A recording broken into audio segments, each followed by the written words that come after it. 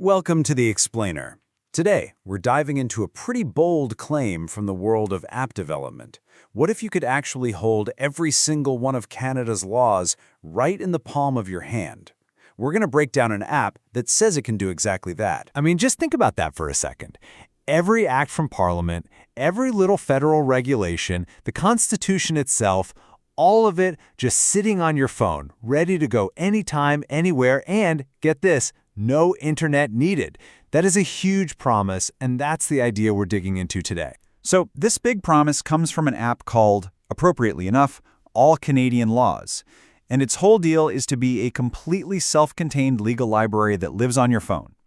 Let's see what that really looks like. The key to this entire thing, the word that makes it special, is offline. This isn't just a fancy shortcut to a government website. No, the entire value proposition is built on being a portable, totally self-sufficient database. And you can probably see right away why that offline feature is such a game changer. I mean, if you're a lawyer in a courthouse with terrible Wi-Fi, or a student cramming on the bus, or maybe you're just somewhere remote, the whole point is that your access to public information shouldn't depend on having a good signal. Okay, so what does all Canadian laws actually mean when you get down to it? Because when you start to look at the sheer volume of stuff we're talking about, well, the scale is pretty mind-boggling. Just take a look at these numbers. We're not talking about a pamphlet here. We're talking about over 4,000 consolidated regulations, more than 800 consolidated acts passed by Parliament, and on top of that, hundreds of annual statutes. It's a staggering amount of text to pack into one single app. And to make that a little more real, the Consolidated Acts, those are the official laws of the land. The regulations, they're the nitty-gritty rules that make those laws actually work day to day. And the Annual Statutes are all the yearly updates. So what you're getting isn't just a few greatest hits, it's a really comprehensive snapshot of the entire federal legal system. So how is it even possible to cram this gigantic library onto your phone and, make it usable? That brings us to the tech that's humming away under the hood. And here's the core advantage, laid out plain and simple. Instead of hitting up a government website, which, let's be honest, can be slow and chew through your data, the app just puts the whole database right there on your device. That means your searches are all local, which makes them incredibly fast. The process itself is actually beautifully simple. The developer pulls all the content straight from the official Department of Justice website. Then, and this is the magic trick, it gets crunched down into a super compressed custom format, and that compressed file is what gets stored locally on your phone.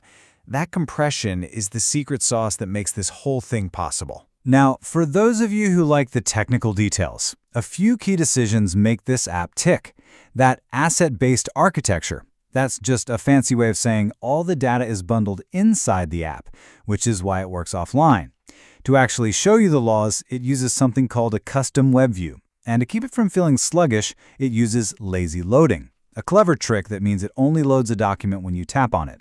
It's all wrapped up in a clean material design interface and built with Java, which is a total workhorse for Android apps.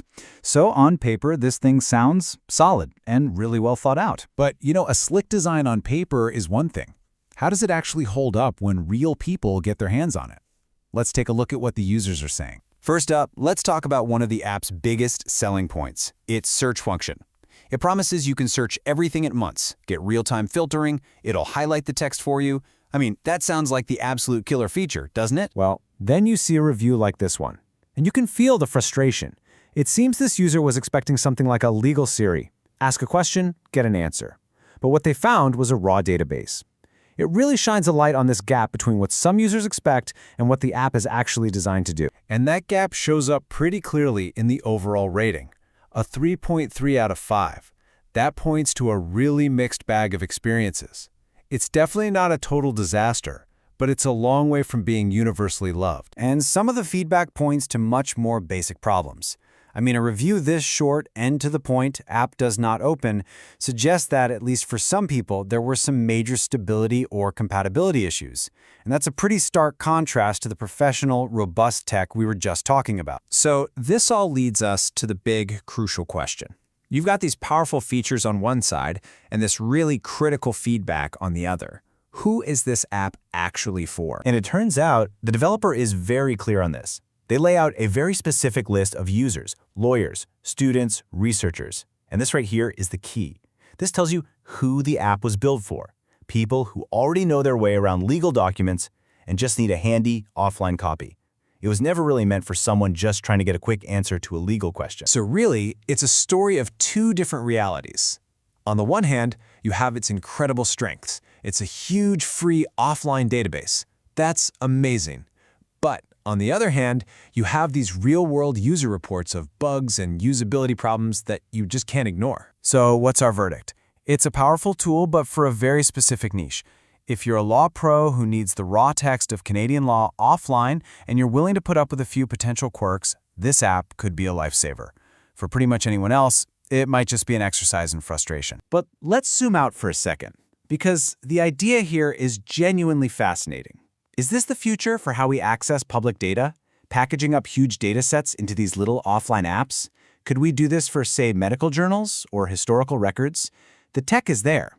And it leaves you with a really interesting question to chew on.